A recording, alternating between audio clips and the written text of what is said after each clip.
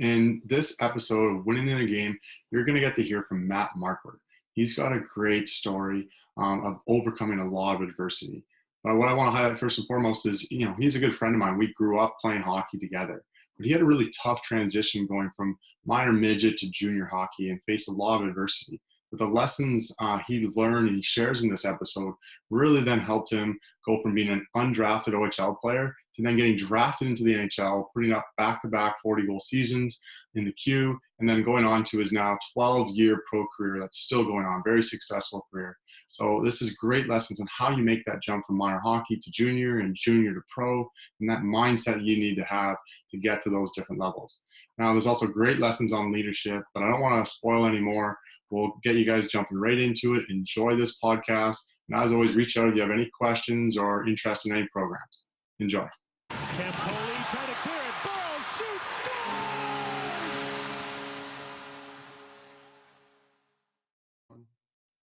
All right, Matt, thanks for joining us here. And it'd be great to kind of get your insights and hear your story. I think we'll jump right into it. You want to just kind of give us a bit of a short synopsis first on like your path and your career so far, starting from minor hockey and to where you are now. Yeah, well, first, thanks for having me. It's great to be here with you and catch you up a little bit. And we went through a lot of the same stuff. Growing up in North Bay together, going through the minor hockey system, and the fortunate part sometimes, it was year by year. It could be something completely different, whether you're playing with older kids or playing with kids your age. That was kind of our story as far as, getting a chance to play at a AAA level with older kids really early on in my hockey career. I think 6 or 7, I made the jump to play with some older kids. And when they had a AAA division for Adam, I think it was. But anyway, just kind of playing up a year, my first few years of minor hockey. And then also just getting used to playing with kids my own age, stuff like that. But we were fortunate that we played in a community that, there was a lot of hockey there for us. And, it was a fun place to grow up. But at the same time, it was just tough with some of the, like anywhere, some of the politics, some of the things that come with minor hockey and all hockey. But there's always the politics. There's a lot of that. But unfortunately, no, it was just one of those things. Kind of coming up through the ranks, getting into the hockey that started to mean something. And I think for us, we were a bit behind the 8 ball with some of the southern teams and the Toronto area teams. Early on, it was tough to go play some tournaments there because these teams seemed to be, quite a big step ahead. And then we kind of caught up. And then when it got to getting into the, Bantam midget age was again the same thing. But I think it kind of helped us too. The way I think we were more well-rounded athletes. I think we were almost forced into playing other sports because we didn't have the year-round hockey, which I think helped us at that age. But that's big. We were a little bit behind the 8 ball too with some of the, now more than ever, fitness is such a big part of the game and conditioning and things like that. And where we were kind of the last kind of era where, you tied your skates and went and played. And the way you stayed in shape in the off season was you played baseball or soccer or things like that. And now what I've learned, especially going through junior at that time, was just, it's a full-time job. It's a year-round job. But going back to minor hockey, coming up through the ranks, like I said, most times there was only one AAA team in our area. There was only, so sometimes you get caught in, especially that age group going into midget and stuff like that, your growth spurt or whatever you, mature a little bit more physically. And like I said, going back to the fitness part, we didn't really start training till we were 14, 15. And those are big years for us now where, kids are already into this fitness thing going into their Bantam draft year. Well, we didn't kind of have that. And I think that was maybe one of the reasons for some of the late bloomers from our area, things like that. But no, so going back to the, getting into midget hockey, it was my first year I had trained. We'd all trained together with Larry Shepard and got into some weightlifting. But I think that ultimately helped us too. I noticed that year was a big difference. Yeah, you really made some jumps in those years. Getting into our bodies at that age, you're going through so much, but then, you know, noticing things when you're going out and playing hockey, especially after such a long time off because there was no ice available or things like that. But so going into that year where we didn't have a AAA for our age group, we obviously had to play like 2 years up. And you know, I'd put a lot of time and effort in that summer my goal was to make that team. And unfortunately, didn't make the team. And that was a big hit for me. You know, having spent a lot of time training, getting ready, and then, you know, getting into the high school age where a lot of other stuff going on. And so I'd stopped playing altogether. I just didn't want to play after that. Kind of went home, packed it in, thought I was going to just play for fun. And, you know, a lot of guys really like to, you know, play high school hockey. I thought that might be what I was going to do. And then got an opportunity to play AA with the older kids, jumping up a group. But the head coach had asked my father to be his assistant. And he just said he would only coach if I was going to play. So for myself, my father coached my brother all growing up. He never coached me. So I thought it'd be pretty cool to get a chance to play for my dad. And, you know, it's a chance to kind of at that age get, you know, as one of the captains as an underage player, and got my first taste of maybe having a little bit more responsibility, which I think helped. You know, for one, playing for my dad, I'd never done that. So you obviously want to do well. You know, having him as a coach, especially at that age, you got a lot of other things going on in your life, and you know, hormones and all that stuff. You could kind of upset pretty quick, or whatever the case may be. But I got a lot of playing time. I got a chance to you know, prove myself and get a little bit more ice than I might have gotten if I had made the AAA team, even though I felt I had a great camp and had a chance to play. Obviously, sometimes when you're playing 2 years up, you know, you're not going to get those quality minutes. And fortunately, halfway, maybe a little bit more than halfway through the season, there was an opportunity with some injuries, things like that. I got a chance to come up and play. And I felt like I was ready. Just, you know, and it's tough now looking back then and knowing what I know now with, you know, how some other parts of my career went. Sometimes it's tough, you know, to play on a team with, you know, less responsibility.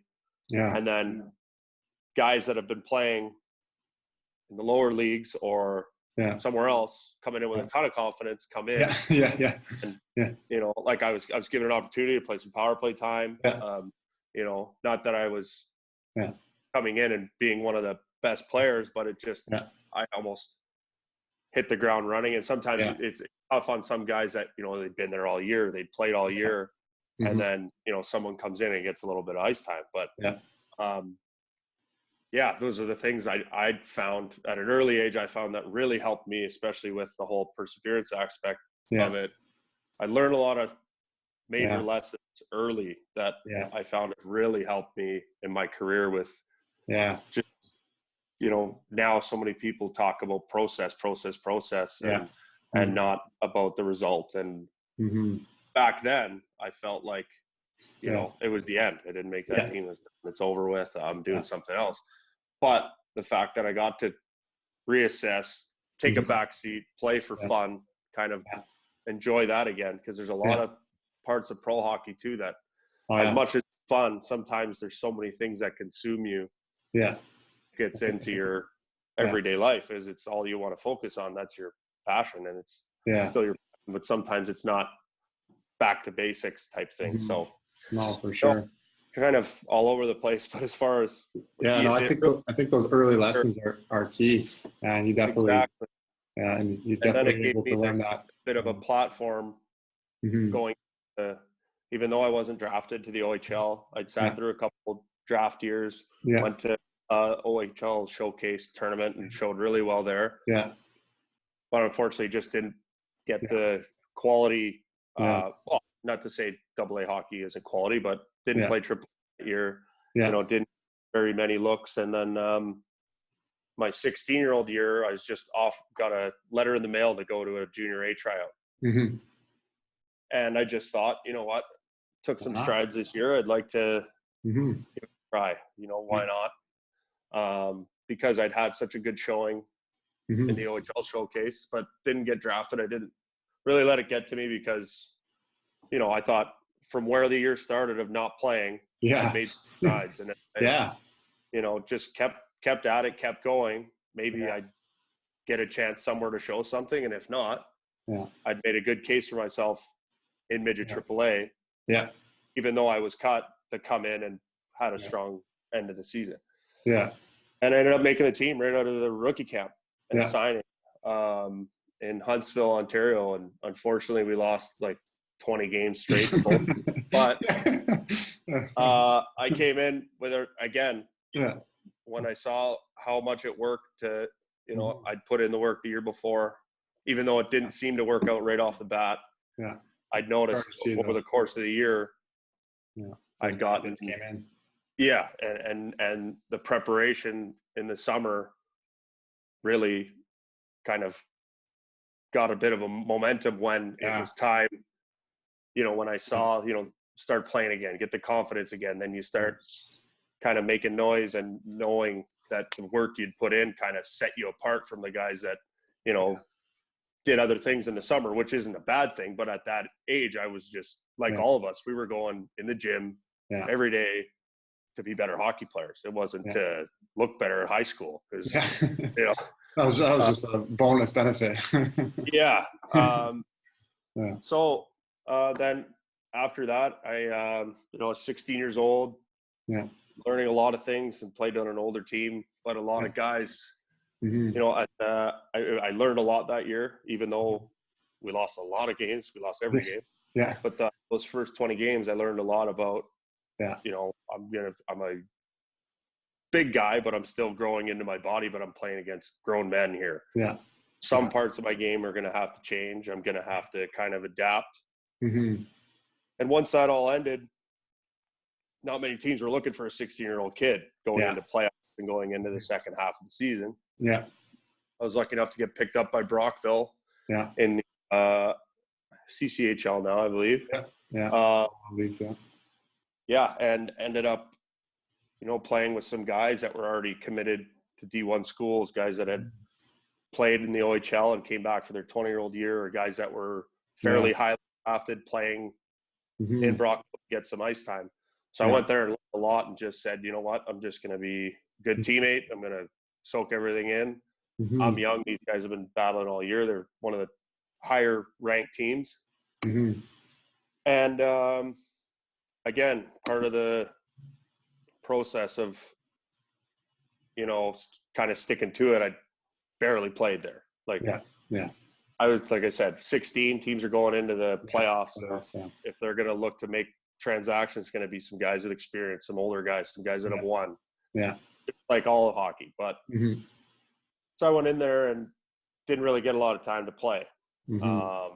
Sat back and watched a lot of hockey, and the practices were my games. And that was another thing where you have to be ready when these guys are going into playoff mode. These guys are going into, playing some big time hockey, and you better not be the reason they're not, you better be making your passes in practice. And that's where I kind of learned to really up my game in practice and to be prepared for practice just as much as games, and just to, because it makes it a lot easier in games, I find personally. If you're well prepared and your execution and your mindset's right for practice, it goes a long way in a game, because then it doesn't feel, that's weird a big thing so many young players are struggling with. They games are so important. It's just practice, and then there's like double problems with that. One is like you're not preparing well enough in practice. You're under it's just practice, right? The whole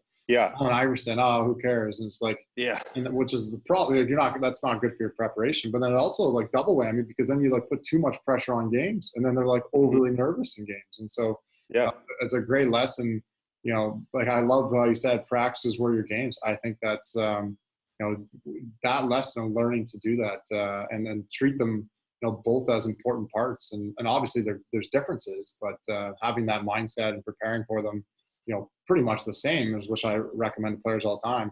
That's huge advantage to then your consistency and your mindset and your game and overall. So no, that's a good insight on that one too. So that's early. That's like, this is your underage year, right? Like you're learning these.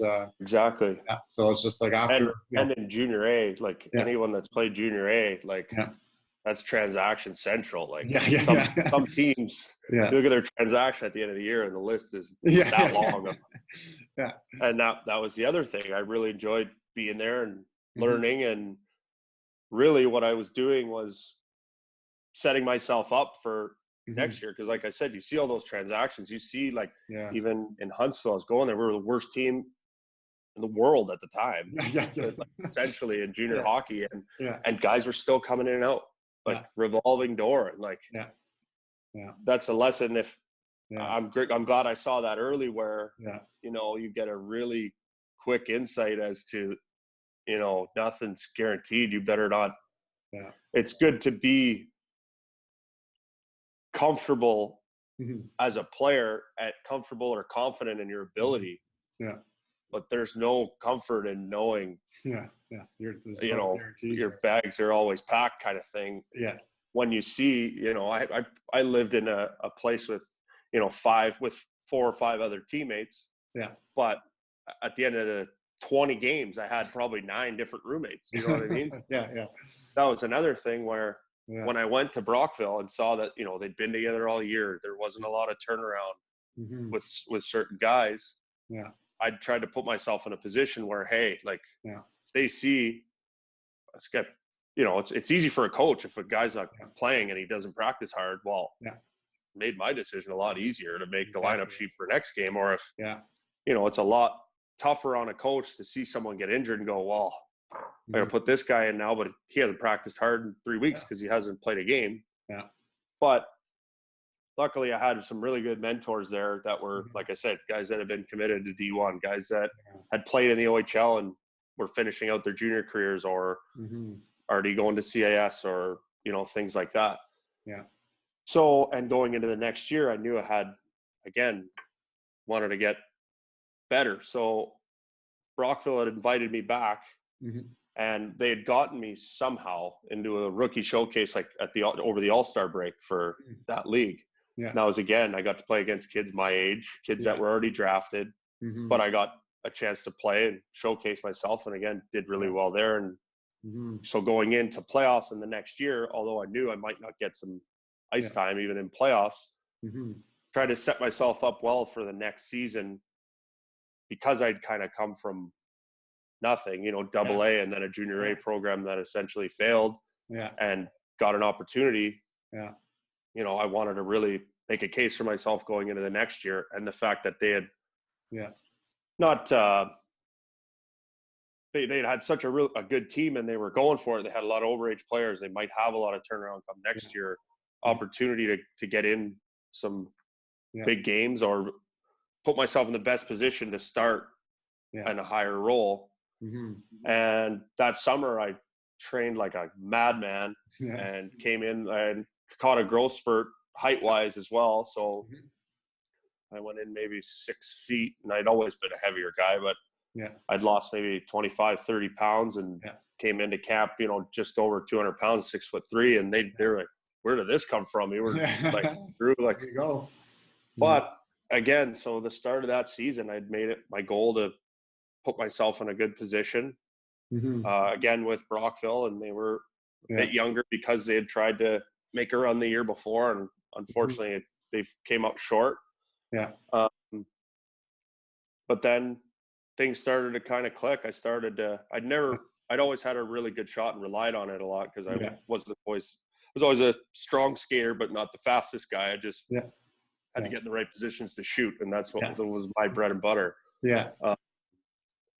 And getting to the next level, I knew I had to work on it. So I worked on my skating, got lighter, and then try to get in the best position to be in the top 6 role, top 9 to start.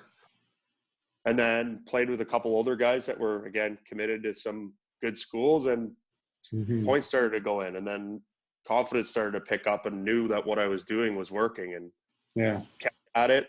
And before I knew it, at the All-Star game, I was one of the guys selected, played in the All-Star game. Yeah.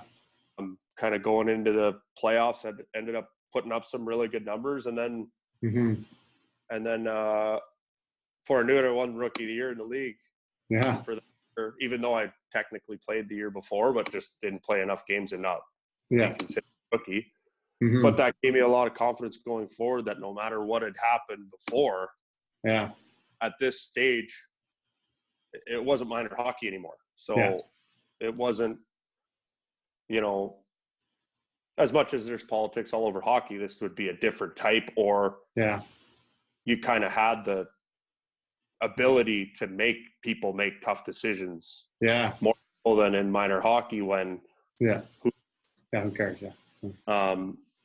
So and then that was really a big springboard, right? That's like those 2 years there, you kind of were like gonna quit on the bottom, and then like got some momentum, self-belief kind of built up there, and then hit junior A and had some good opportunities with Huntsville and Brockville, and then it really kind of sprung forward in that second year with Brockville there, and then I guess that's when you went to the Q, right? So so I started getting a lot of attention from some schools, and thought that at that point, maybe sat through 3 OHL drafts. It might have been something.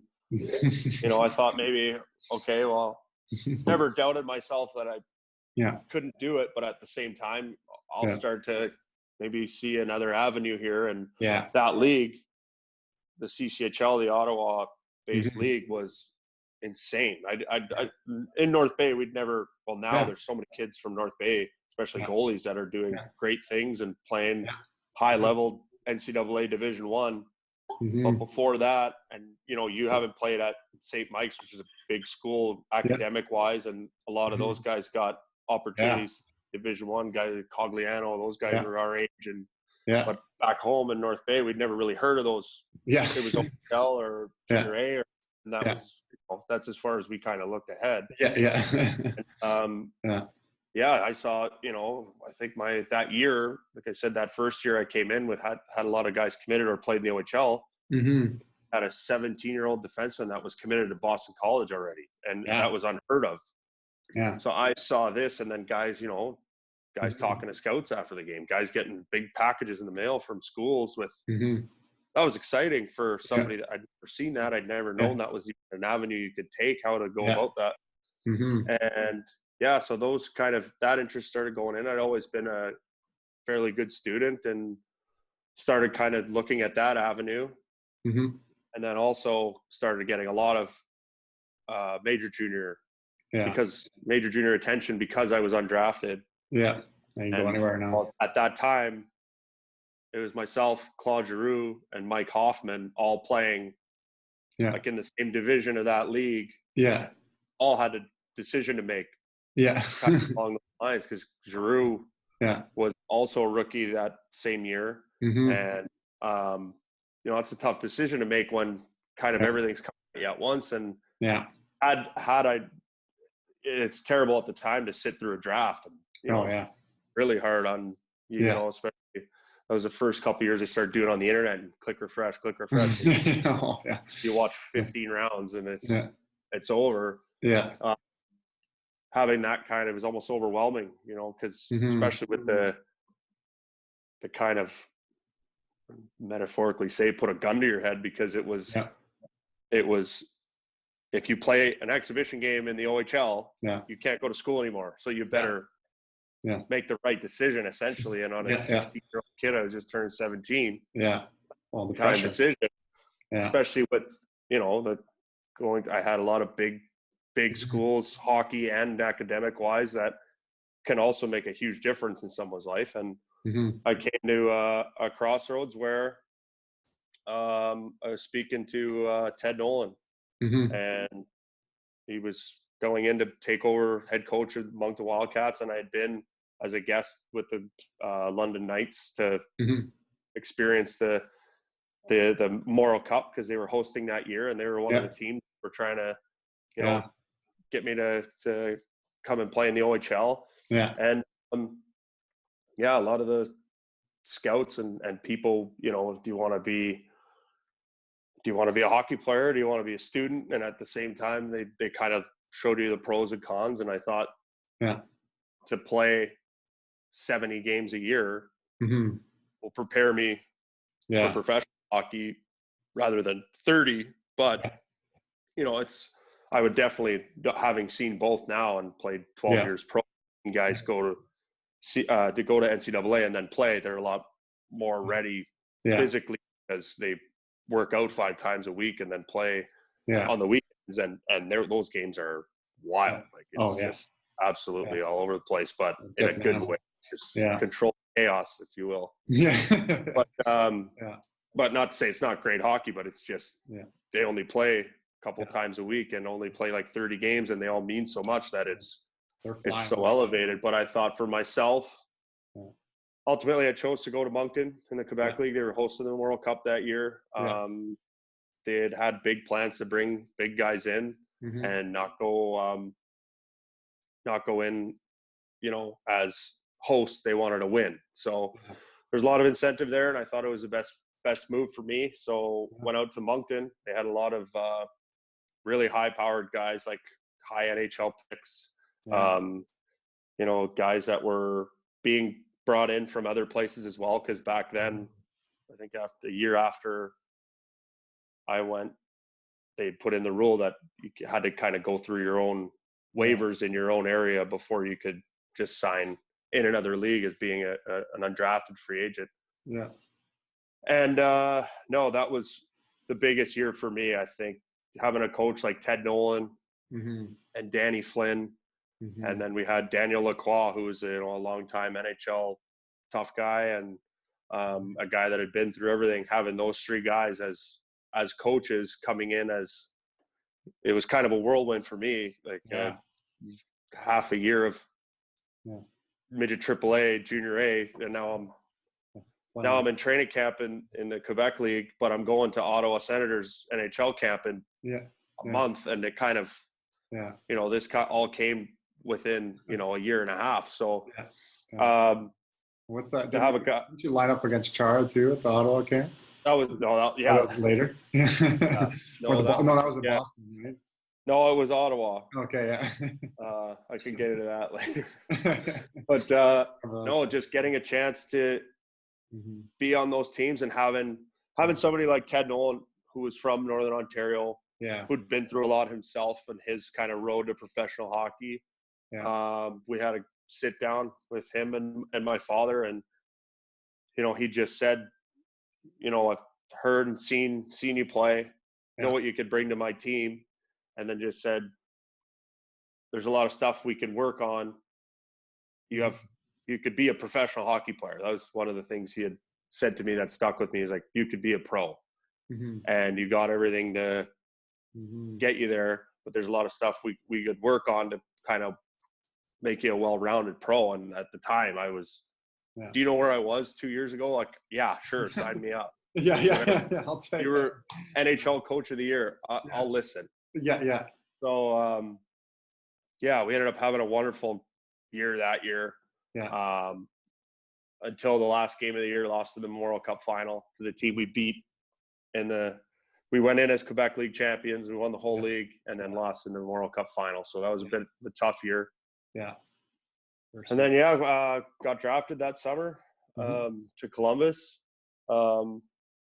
And I thought at the start of the year, having gone to Ottawa's training camp, I had such a good camp. I was one of the last guys cut, and they'd offered me a contract, and I kind of wanted to bet on myself as far as the draft coming up was concerned. And that was one of the big decisions in my career and it was the first year of my career was when Ted Nolan sat me down and said, hey, like, we got a lot of guys.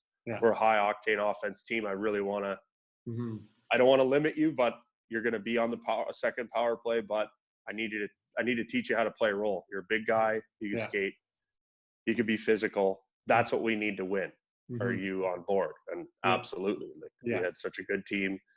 And I had a lot of good mentors and coaches earlier in my career that I'd always been somebody that I'd rather win than and hockey is the business of winning. That's what it is. So I wanted to win.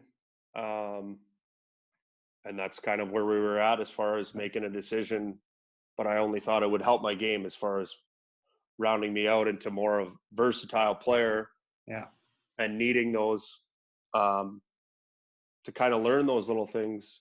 And I'm so happy I did now, because it's one thing to be a kind of a one-dimensional type player, and things that happen so fast for me that I couldn't just say, oh yeah, I'm a point guy. Well, I wasn't, and I had every year I played somewhere new at a different level. So I was never established in any of these places going in. So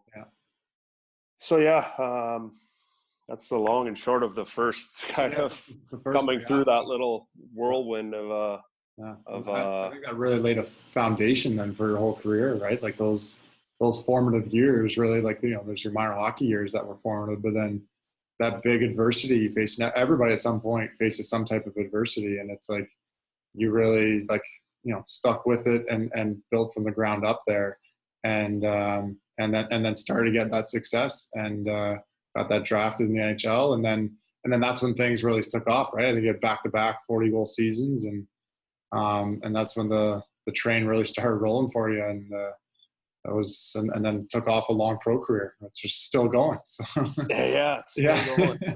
It's one of those things where those little type of every year kind of got more a little bit of I'd put myself in a position where I was not in a bad way, but every year I was deer in the headlights because everything was so new. Because I'd went from playing in Brockville to a Memorial Cup final in 9 months. So, that was a big thing for me, but you learn so much. And again, it was like playing junior A, guys are getting letters in the mail. Guys are getting, talking to people. And now it was, you have a chance to get drafted to the NHL. When would you have ever thought that when you're, and it was just one of those things where I'd put myself in a position and worked really hard at just staying in the moment, trusting in the process. And just one of the main things I remember from, some of the older guys I'd played with was like, don't worry about points. Don't worry about coaches. GMs are looking for guys that get it. And sometimes people don't know what that is, but it's just like now more than ever, when did you think there was going to be a guy playing in the NHL because he wins faceoffs? You don't think about that when you're a younger guy, but now those are, now, it's a puck possession game now. That's all coaches preach. That's all GMs look at, especially now with the, all the analytics. It's all puck possession based and geared. And now, you played with guys, like there's some guys that I've played with that, either got cut from a team or guys that, were healthy scratch half the time that are playing in the NHL now full time. Just because it's a little thing, they get it. If someone said, hey, go be 60% on draws, be a plus player. And, those are the foundations now when you're a kid. It's, I'm going to score more goals. I'm going to, things like that. And that was one of the things that kind of helped me, I think, was just, I knew I could play kind of those type of roles. And, again, playing for Teddy Nolan, and the next year, guys like John Torchetti, who you won a cup with the Blackhawks as an assistant. Just guys that really help talk to guys about, I've never learned more about like a winning culture. And that just starts with some people that can talk to guys about little things like, being a good teammate. They're not things that are normally, like, of course, everybody talks about being a good teammate, but just the way the foundations and the cultures of the programs I've been lucky enough to be a part of, have really helped me kind of play this long as well. Won a couple championships over my career too. And it's just the part of just those little things, and it's the small intangibles. And like we've talked about, like I hear you talk about a lot with the, with your younger players, is that process and not so much being fixated on results all the time and things, because that's a type of thing that'll kind of take you away from big distractions. Those can be for sure. And I definitely want to kind of get into all that, the culture and leadership part, because it certainly sounds like those years and being coached by Ted was definitely helpful, because obviously you've been quite the leader throughout your career, and had lots of letters on your jersey at the pro level, and now like coaching, like player coach really, like and those kind of things, and being able, like you said, team culture and being a good teammate. What does that really mean? And being able to, knowing you too, I know it's like being able to connect with people, right? Like you actually care about people and listen, and whereas a lot of guys kind of overlook those kind of simple skills. And I'm sure having the coaching by Ted was probably really formative for you in those years, and starting to take on some leadership responsibilities as it kept going. But having that role model and leading by example by Ted, I'm sure was big for you in learning that like leadership skills and responsibility, and what it actually looks like, and more importantly, in my opinion, feels like. What does it feel like to be and connect with people and be a part of a team, be a team member? It's not necessarily just what you do, but it's about how everybody feels about each other. And and so obviously those were big for you in those years. And I don't know if you want to elaborate a bit more on maybe those leadership points now, but because those were lessons you learned then, and I'm sure you've kept learning since. And I still look back on that year as the most transitional year for me, as far as there's things I look back on today, and it goes right back to where I was in Moncton in 05-06, 14 years ago. And but they're all things. A guy like Teddy Nolan wasn't a crazy X's and O's guy, because he had Danny Flynn, the wizard. He's got 20 plays for every situation in a hockey game off the top of his head. This guy was wild. But a guy like Ted Nolan, he could come into a room and you'd want to run through the wall as soon as he was done speaking. And he was just one of those guys. But he was such a good, especially now, I find for myself, I find that our age group is kind of the last of the old school a little bit, because where we were in junior, you look at junior hockey when we started and now, it's a lot different. But everybody talks about this whole millennial age and how you speak and get through to people now. But Ted Nolan was one of those guys, and Danny Flynn said it best, and this is a quote I use all the time, especially with players, is when guys win the Stanley Cup or any championship, the names on the cup are in alphabetical order, not order of importance. And that's how they were good at making everybody feel. We had Keith Yandel, Brad Marchand, these guys that are perennial NHL all-stars. But whether he was talking to Keith or Brad or anyone on our team, or, speaking to me, Chris Morehouse, and Tim Spencer, that were, on the fourth line every night, just worried about finishing our checks, being good defensively, and going to the net and creating chaos.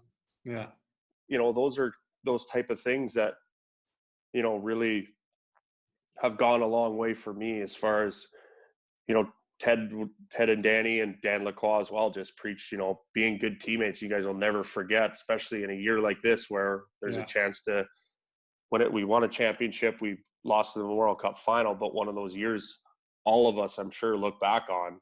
And I'm sure Brad Marchand will tell you, of winning a Stanley Cup had a lot to do with his experience being on a team. And Brad Marchand then wasn't the Brad Marchand now. He was relied upon of being, now he's on the best line in hockey. But when he wins in 2011, it was, hey, go flirt with that line, which he still does. But in a different aspect, where his job was to throw people off and you know, they had a bunch of other older guys, but I'm sure it was the same type of atmosphere and culture, and kind of going through all that, I found just really helped me because, as you know, Brad will probably tell you, we started our careers together too in professional hockey. And there's a very big wake-up call there for us, me especially. You know, having scored back-to-back 40-goal years, coming in, I'm going to get an opportunity. And I was given, you know, fairly good opportunity off the start playing, you know, second power play, but we had an older team.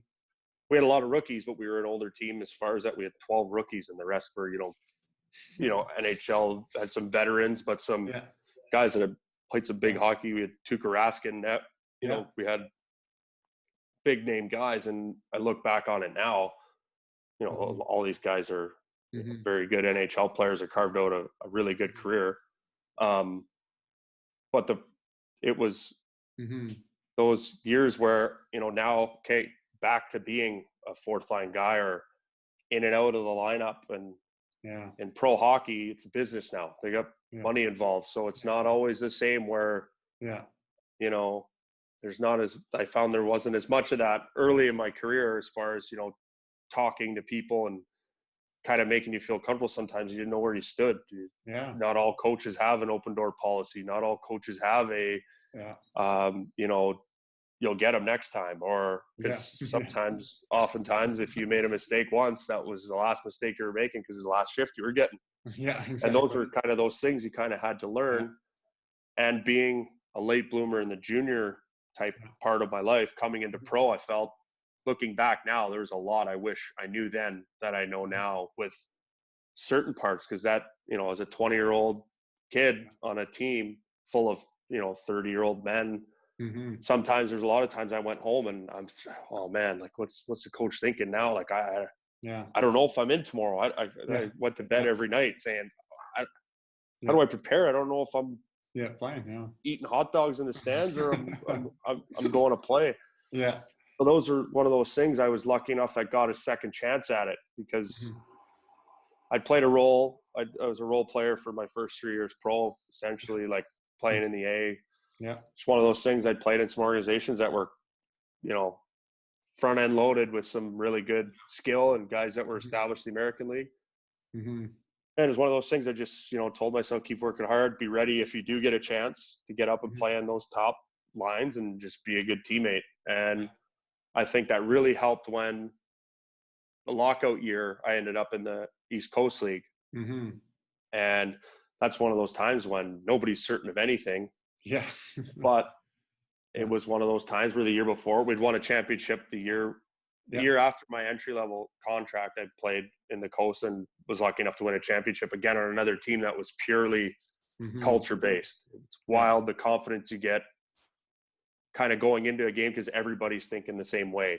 We had a great coach there, Greg Poss and Brad Tapper, both good professional guys. Coach won a championship in the DEL, and another coach, you know, Brad Tapper played in the NHL, the Atlanta Thrashers, and was a really good communicator and getting through to us that, you know, how special it was to kind of be in this place together and have a chance to do this and got everyone on the same page. And then after that, I got a chance. Not a lot of guys get a chance to go back to the American League after they've kind of had their shot. And that was just one of those times when I knew what my role was. I knew what they brought me in to do. And it's a bit easier for me. And I knew what these guys had been going through. The guys, you know, gripping your stick too tight. Oh my God. Like I'm in year 2 of my contract. I need 10 goals because this guy's got 12. And that's a lot of what it is. It's a lot of the years that I'd won. There's no comparing guys to each other because it was straight up. This is your role. This is your role. That was it. If somebody got hurt, God forbid somebody got hurt, you're slotted there. Now this is your role. But then, you know, my first year, I'm looking around and it's guys that are right on the fringe of making the NHL. But then there's other guys in their same position that are in that spot. And all of a sudden, sometimes it's not as team oriented as you would think because for sure. And that goes for everybody. It's coaching staff on down. There's some situations where, you know, if something happens up top, the coach gets fired, then, well, number one thing that might happen usually is, the AHL coach gets a promotion or, and it's one of those things where there's a lot of other, outside extracurricular things that are kind of going on within, just going out and playing. And that was one of the things I had to learn. And luckily I got a second opportunity to kind of relay these things, playing with a guy like Victor Rask. Yeah. His first year in Carolina's system, he's coming from Sweden as a first round pick. Yeah. And sometimes it doesn't always work out as seamless as they think. And going in there, so I wanted to take it upon myself to just be one of those guys that, have fun, just be a guy that makes those guys comfortable in the dressing room, because I knew that sometimes I wasn't always comfortable in the dressing room because of a lot of other stuff going on that might make you kind of worry or think about your own game. Yeah. And now, as you said, transitioning into coaching, last year I was player assistant coach here in Dundee, and it was one of those things where now I'm in a position where, well, this year I'm the captain. We'd switched it around just because can't wear a letter on the ice and be a coach. Yeah, fair enough. Yeah. So they'd switched it because we have a bit of a younger team. We have guys transitioning into their first year pro might not understand, having a player coach, or it's just one of those things the league kind of does to help guys transition. Like we were talking about, it's something I'm very interested in doing post career. So no, for sure. Well, I think those are great examples there, Matt, because one of the big things I talk to a lot of players about, like when they're going to the next level or going to the O or going to junior, and when you are like in your case, going to the A and going to pro hockey, or Victor's case, he's coming over his first round pick. When you have super high expectations and you're almost become overly outcome focused, right? It's like all your back-to-back 40-goal seasons for you. It's like, okay, I'm going to go light it up, and like you have all these like outcome focus, and it's like you got to be able to manage that and just go in and find your role and play your role and do your job and have fun versus get caught up in them. And I was talking to a player in Italy the other day. He jumped from Division II to Division I, and it's all of a sudden like his expectations, he was not going to perform the same way he did in Division II as Division I. And so being able to manage that, and I think that's a great example of leadership, helping younger guys come in and feel part of the team and not get caught up in all these expectations and external things, and instead just focus on their job, have fun, be one of the guys, and like you said, like that coach, like getting everybody on the same page, thinking the same way, and that becomes a really important point to to being a leader, and then to getting guys on the same page and having a successful team. And when your teams are successful, that's obviously comes back and helps you. And so those are great points, and so definitely a great story you have, and one of the things that I always like to kind of touch on is like the hard times of being a pro athlete, because like everybody sometimes thinks it's all sunshine and rainbows, right? Like it can be a grind, right? And and the pressures you feel, the adversity that comes like the day in and day out, and the doubts you have of yourself. And obviously you kind of had a great foundation to build, from those formative years, and kind of probably use that and draw on that throughout your career. But, I always think it's probably helpful for players to hear, other people's struggle and the adversities they faced. And so I don't know if you want to just quickly touch on that, because you've definitely had a long pro career, and I'm sure you can speak a bit to that. Yeah, for sure. I just find like the older you get to, you realize how much a lot of this is all confidence. And it's like in any walk of life, but when you're younger, there's things you don't really think about. You just kind of go play. But at a certain point, that kind of ends, as everybody, it's pro hockey. Everybody's good. Everybody deserves to be there. Everybody's done something to deserve the right to be there. Yeah. But at the same time, those years on those teams that, you talk about culture, there's a confidence in that as well, where, if I'm on a team and we have a really good culture and guys that are bought in, and guys that are, if someone says, okay, Matt, a couple of times you're going to get the red line, you're going to get it deep, you're going to make a hit. That's your job. It's going to make us successful. And those kind of things. Yeah, it might be a limited role, might be, Yeah. you know, when you score, everyone's going to be like really happy for it. It's a bonus for the team, but at the same time, something happens and you go into another role, you still have that confidence because everybody know, like, it was one of those things. This is your job. Okay, I'm going to do that job because I know the guy next to me is going to do his job, and it's contagious. As much as positivity is contagious, so is negativity, and it works the same. I think with confidence is when we had a team that everybody bought into their role and everyone was confident in their role, makes you collectively confident, right? And the other way was, you know, in some of those teams where you're playing a limited role, but you're always thinking about, you know, you might not be confident. I haven't scored in a couple games, or I haven't, you know, I chipped the puck and it didn't get out, but you know, said I lost the battle. Something that resonates with you, and then you know, it's one of those things. Sometimes it could be Murphy's law, like one thing happens, snowball, trickle effect, and then it gets out of control. The downward spiral. But it's one of those things where then at that point, if you're asked to play it, you know, God forbid somebody gets hurt or whatever, and you go up and play that role, well, you're having fun anyway. There's a confidence in, because when you're not confident, hockey's not fun. Like a lot of things, it's one of those things and it works individually as well as a team, because, you know, a lot of those times it's a lot of stuff with your own mind, and you're thinking, you know, sometimes those nights you go home and you're thinking about, you know, am I in tomorrow? Did I do enough today? Or, you know, because like I said, a lot of it is with communication, but that kind of breeds confidence when everybody's collectively on the same page, but really helps you stay confident in your role or what you bring. And that's just one of those things I try and think about, because, you know, at my age now, I'm still relied upon offensively, but at the same time, you know, there's going to come a time when it's not just what I'm here for. But no, that's awesome.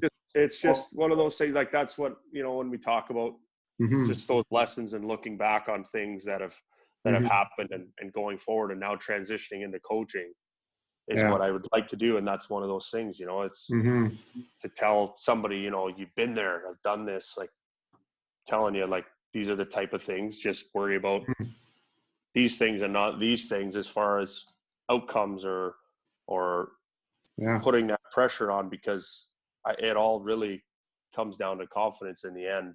And I see you talk a lot about the things you're working on with players that are confidence rooted, you know, essentially when you're. Sorry about that. Keep going, a little glitch there. And I was just going to add into it too. Like, I think, you know, like you said, confidence is key, and in particular, I think for teams and being a leader, and then, you know, how can you get everybody confident within the team? And like you said, like, even if you're the third line, being confident in your role and your job, and, you know, being confident if you get the opportunity to jump up into a bigger role is huge. So, no, I definitely, you know, kind of appreciate that kind of sentiment and those points. And again, thinking about how you can be a leader within your team and your role as a coach. And so, so I think those are all great, Matt. And what I'd I think a good way to kind of wrap this up too is just thinking about your career now moving forward, and things after when you finish your playing career. Like, obviously coaching's a bit on your mind, and maybe you want to kind of touch on like your thoughts in career moving forward. Yeah, it's obviously a scary thought sometimes, you know. This is all I've really known, you know, as an adult. So it's a little bit of a different lifestyle, kind of living somewhere for, you know, 8-9 months, and then coming home for the summers to train and get ready for the next one. But I still absolutely love it. I still, you know, love the game as much as I ever have. And I think that's why now looking forward, I'd like to transition, because like I'd said as well, some of my experiences, although unorthodox, you know, I listened to, you haven't spoken to Mike Costa again. Like, that's another guy that, you know, those are kind of some things that could be invaluable for kids that either, for kids that kind of went through, you know, the yellow brick road process, you know, like being, there's, you know, some confidence and lessons kind of that go into that as well. Always being kind of the guy and showing up in junior and you're not. Yeah. That could be a big wake up call too. And it's just one of those things where the way it kind of happened for me probably as well as Mike, just one of those things where as much as it's not, content with just, I'm just happy to be here, but it's just one of those things where, it's, you kind of start from the ground level and you have a foundation with ways to deal with certain things and you kind of build your way up because you'd been there. And I find, talking about career transition, it's just something I feel like I could bring a lot to some kids, or that's what I try to bring in my own locker room now is just, finding, like anything in life, is just how you kind of relate to the material. And, being an older guy here, I'm the oldest on the team now for the first time in my career, which is kind of strange, but it making me feel old too. Helps kind of keep me young it makes you feel old when you're telling the stories or helping guys relate to things you might have gone through or seen. But it's just something I really take a lot of pride in and really still enjoy doing as far as being a player, and then having that onus be on you to go out and lead by example as well. Because it's one thing to go tell people thing. And that's one of the things I really enjoyed, being a player assistant as well as being a captain in certain positions. Like it's all well and good. You're going to be a vocal guy that goes and tells guys, but when push comes to shove, you better be out there doing it, or it's it's a lot better to, as far as following and leading, but it's, good challenge for me every day to, when I'm passing on things to younger guys or saying, hey, we got to do this or do this, or even just a team meeting where, hey, things aren't going well right now. And that's kind of the case we find ourselves in right now here in Dundee. Is one of those things. It's just little lapses or little times in a game where, and especially at the pro level, and junior, or maybe before that, a turnover at the blue line nobody notices that. And now if you sit there and watch how many goals are a result of a turnover at the blue line, on either blue line, offensive or defensive, that's the way that kind of the game is now.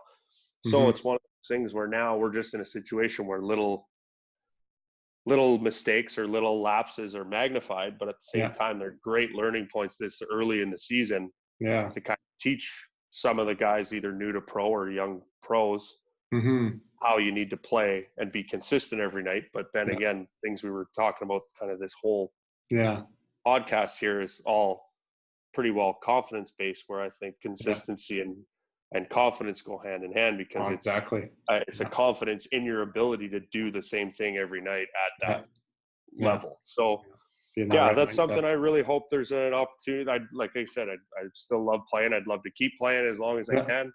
But that's never that's eventually there's going to be a transition. There's going to be a transition at some point. But no, very thankful for kind of this role here is kind of a helpful one. And then CHT, something we've worked together on for a long time. Working with kids and working on coaching and things like that. It's something I think we both enjoy, and I see you doing a great job with it now, transitioning into your profession. You're doing a great job at it, and you're never too old to learn. So I'm still keeping an eye on all your tips too, to kind of awesome. Thanks, buddy. To my game. So and my thoughts too. Like I obviously think you'll do a great job coaching whenever you get into it full time, and whether it's I could see something like even like you're going coaching a junior team and you're taking on a role like Ted had for you. It's like full circle, and whether it's that or coaching in pro or whatever your career will go, I'm sure you'll do great, and you'll have lots of experience to relate to players, and that foundation that you had from hockey and these skills that you've learned in the leadership. I'm sure you'll be able to keep passing those on.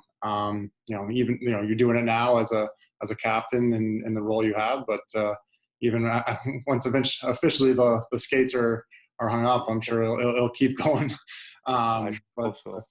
So. Well, that's great, buddy. Well, I really appreciate you coming on. I definitely took a lot out of this, and I'm sure a lot of players and people can take a lot of great lessons from, the leadership to, managing expectations and dealing with confidence in the ups and downs. And then particularly, like, I just think, especially that story we spent a bunch of time on about, that building that foundation from like those tough years where it's like you're building from the ground up, and you really kind of built a good mindset that was process focused, and then just putting yourself in situations and take advantage of the opportunities when they came.